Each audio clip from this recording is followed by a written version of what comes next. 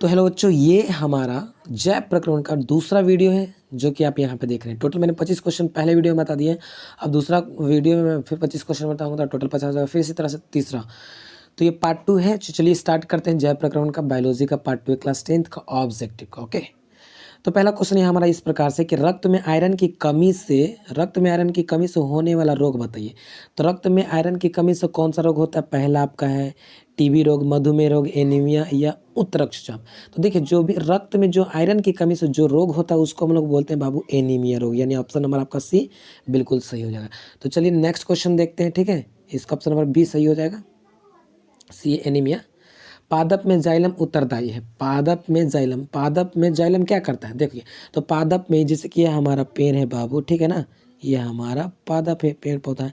तो इसमें दो तरह का काम करने वाला पार्ट होता है, एक होता है जाइलम, ठीक है, और दूसरा होता है बाबू फ्लोएम। जाइलम और एक फ्लोएम। तो जाइलम क्या होता है बाबू? जल संवाहक ऊतक होता है, ये जल को ले जाने का काम करता है। और फ्लोएम बाबू होता है जो आपका ये भोजन संवाहक ऊतक होता है, यानी पौधे में हर एक पौधे के हर एक भाग तक ये भोजन पहुंचाने का काम करता है और ये जल ले जाने का काम करता है। जाइलम सिर्फ जाने वाला है, ठीक है, और फ्लोएम में बच्चों जो जाता भी है और लेके आता भी है, यानी ये अप डाउन दोनों जा सकता है फ्लोएम, लेकिन जाइलम सिर्फ ऊपर की ओर जाता है, एक दिशीय होता है। तो यहाँ पे क्वेश्चन क्या है? जाइलम में पादप में जाइलम उत्तरदायी है। जाइलम क्या है? तो जल का वाहक करता है। तो देखिए ऑप्शन देखते हैं यहाँ पे, तो जल का वाहक करता है, भोजन का वाहक, अमीनो अम्ल का वाहक, ऑक्सीजन। तो यहाँ पे ए ऑप्शन बिल्कुल सही होना चाहिए, जल का वाहक करता है। नेक्स्ट देखेंगे तो 28 क्वेश्चन, कुटपाद किस में पाया जाता है? तो देखो, कुटपाद है जो कि अमीबा में पाया जाता है। अमीबा है जो कि अपना भोजन किसके द्वारा? तो कुटपाद के द्वारा बनाता है। तो ऑप्शन नंबर यहाँ पे सी बिल्कुल सही होना चाहिए बाबू, अमीबा में। ठीक है, 29 देखते हैं, प्राकृतिक में ऑक्सीजन का संतुलन कैसे बना रहता है? प्राकृतिक में ऑक्सीजन का संतुलन कैसे? तो बाबू प्रकाश संश्लेषण के द्वारा बना रहता है। कैसे? क्योंकि देखो, पौधे हैं कि प्रकाश संश्लेषण के द्वारा क्या करते हैं? अपना भोजन करते हैं और उस दरमियान वो ऑक्सीजन को रिलीज करते हैं। तो यहाँ पे ऑप्शन नंबर आपका बिल्कुल बी सही होना चाहिए, प्रकाश संश्लेषण। देख लेते हैं, बिल्कुल सही है यहाँ पे भी। अब देखो क्वेश्चन नंबर 30 चलते हैं। तो स्टोमाटा पौधे के किस अंग में पाया जाता है? देखो, स्टोमाटा हम लोग बोलते हैं जैसे कि बाबू ये आपका पत्ती है, क्या है? ये आपका कुछ पत्ती इस प्रकार से हो गया, ये आपका पत्ती हो गया, ठीक है, और ये पत्ती में छोटे छोटे छोटे छोटे छिद्र होते हैं, इसी छिद्र को हम लोग स्टोमाटा बोलते हैं। क्या बाबू? स्टोमाटा।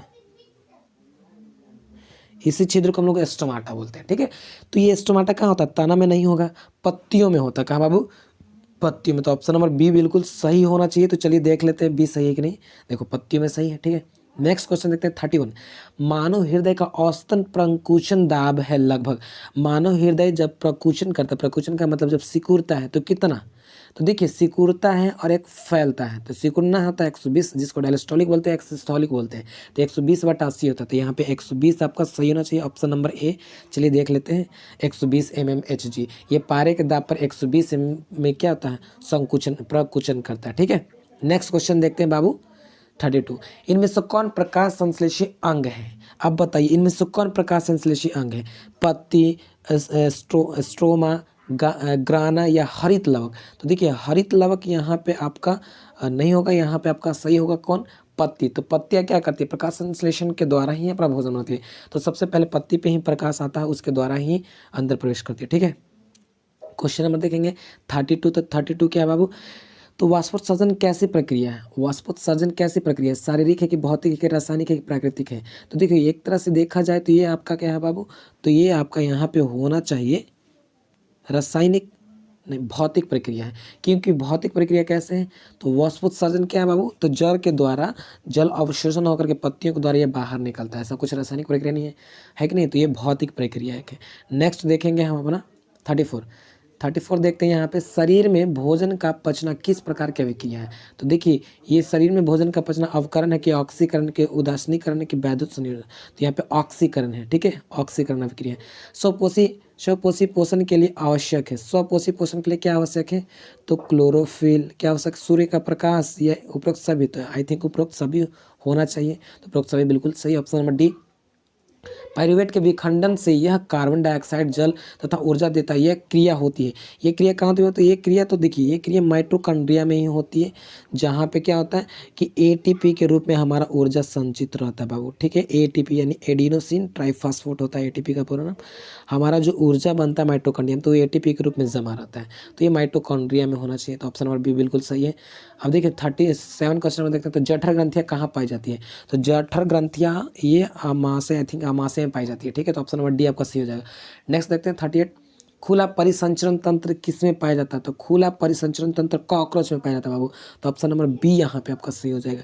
नेक्स्ट देखते हैं 39, पौधे में पाया जाने वाला गाढ़ा एवं दूधिया उत्सर्जित तरल पदार्थ को क्या कहते हैं? तो देखो, पौधे में जो पाया जाता है तो उसको हम लोग resin, I think lactis, lactis बोलते हैं। पौधे में पाया जाने वाला गाढ़ा एवं दूधिया तो उत्सर्जित पदार्थ को लैक्टिस बोलते हैं। और एक होता है बाबू रेजिन होता है, जो कि पौधे के छाल में पाया जाता है। ठीक है, यूरिया रक्त में कहाँ प्रवेश करती है? यूरिया रक्त में कहाँ से प्रवेश करती है? तो देखो, ये प्रवेश करती है लीवर से, यकृत से प्रवेश करती है। यकृत में यहाँ करके रक्त से यूरिया आ जाती है, और उसके बाद हम लोग उसको किडनी में देते हैं, वृक्क में। ठीक है, तो नेक्स्ट देखते हैं 41, प्रकाश संश्लेषण होता है। तो प्रकाश संश्लेषण रात में कि दिन में कि रात, दिन में कि सुबह शाम में? तो बाबू प्रकाश संश्लेषण ओनली डे में होता है, दिन में होता है। ठीक है, तो ऑप्शन नंबर बी बिल्कुल सही होना चाहिए इसका, ऑप्शन नंबर बी दिन में। पादप में फ्लोएम संवाहक होता है। देखो, अभी बताया था ना कि पादप में जो फ्लोएम है, जाइलम हमें आपको बताया था कि ये जल संवहन ऊतक है, और जबकि फ्लोएम है बाबू आपका ये आपका क्या है, जल और भोजन दोनों को ले जाने का काम करते हैं। यानी ये भोजन संवाहक होता है, ये ऊपर तथा नीचे दोनों दिशा में ये अप डाउन करता है, लेकिन ये सिर्फ है ऊपर दिशा में जाता है। तो देखो यहाँ पे क्या बाबू, भोजन, कार्बन डाइऑक्साइड, जल, एम्यूनोम, तो यहाँ पे भोजन हो जाना चाहिए, बिल्कुल सही आपका ऑप्शन नंबर ए हो जाना चाहिए। चलिए देखते हैं, भोजन बिल्कुल सही है। नेक्स्ट देखते हैं 43, प्रकाश संश्लेषण क्रिया में ऑक्सीजन बाहर निकलता है। प्रकाश संश्लेषण क्रिया में ऑक्सीजन बाहर निकलता है किससे? ग्लूकोज से, कार्बन डाइऑक्साइड से, जल से, या डिटोरियम? तो यहाँ पे ग्लूकोज होना चाहिए, जल से। प्रकाश संश्लेषण क्रिया में ऑक्सीजन बाहर निकलता है, तो जल से बाहर निकलता है ऑक्सीजन।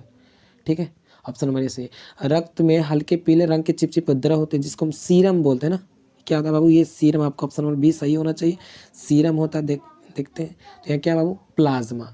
अच्छा, रक्त में हल्के पीले रंग का चिपचिपे द्रव को कहते हैं हाथ, तो उसको हम कहेंगे प्लाज्मा, लेकिन वो जो पीला हो जाता है तो वो सीरम के कारण होता है। समझे? पूरा पीला सीरम के कारण होता है। नेक्स्ट देखते हैं, प्रकाश संश्लेषण अंगक है। पत्ती, हरित लवक, क्लोरोफिल या क्लोरोप्लास्ट? यहाँ पे आपका हरित लवक है प्रकाश संश्लेषण अंगक। वृक्क के संरचनात्मक क्रियात्मक इकाई को क्या बोलते हैं बाबू? तो नेफ्रॉन बोलते हैं। यहाँ पे ऑप्शन नंबर ए सही होना चाहिए, नेफ्रॉन। मनुष्य के शरीर में सबसे बड़ी ग्रंथि कौन? तो सबसे बड़ी ग्रंथि मनुष्य का लीवर है बाबू, ये सबसे बड़ा रहता है। और एक खास बात है लीवर का कि ये कोशिका विभाजन इसमें बहुत तेजी से होता है। क्या होता है बाबू? कोशिका विभाजन लीवर में सबसे स्पीड होता है, सबसे स्पीड कोशिका विभाजन का होता है लीवर में होता है। ठीक है, तो सबसे बड़ा ये आपका ग्रंथि भी हो जाएगा लीवर। ऑप्शन नंबर ए बिल्कुल सही होना चाहिए। स्वपोषी पोषण के लिए आवश्यक नहीं है। अच्छा, स्वपोषी पोषण के लिए क्या आवश्यक नहीं है? तो सौर्य प्रकाश, जल, क्लोरोफिल, ऑक्सीजन। देख लेते हैं इसका, तो ऑक्सीजन स्वपोषी पोषण के लिए ऑक्सीजन आवश्यक नहीं है। ऑप्शन नंबर ए देख लीजिएगा इसका। इनमें किसके द्वारा अमीबा में भोजन अंतर्ग्रहण होता है? किसके द्वारा? तो देखो, आप जानते हो अमीबा में भोजन अंतर्ग्रहण किसके द्वारा? तो कुटपाद के द्वारा। ऑप्शन नंबर ए सही होना चाहिए। पौधे में श्वसन क्रियाओं के अंतर्गत एडीपी के टूटने से कितनी ऊर्जा रहती है? तो ये 30 आई थिंक, इनमें से कोई, देखो ऐसे 36 पॉइंट कुछ होता है। ठीक है, ऑप्शन नंबर डी हो जाएगा। तो अब ये आपका था पार्ट 2 किसका? तो ये जय प्रकरण का पार्ट 2 था। तो इसी प्रकार से हम चलेंगे पार्ट 3 में। तो बस आज बने रहिए, आज के लिए इतना ही, फिर मिलते हैं नेक्स्ट वीडियो में। तो टेक केयर, बाय बाय।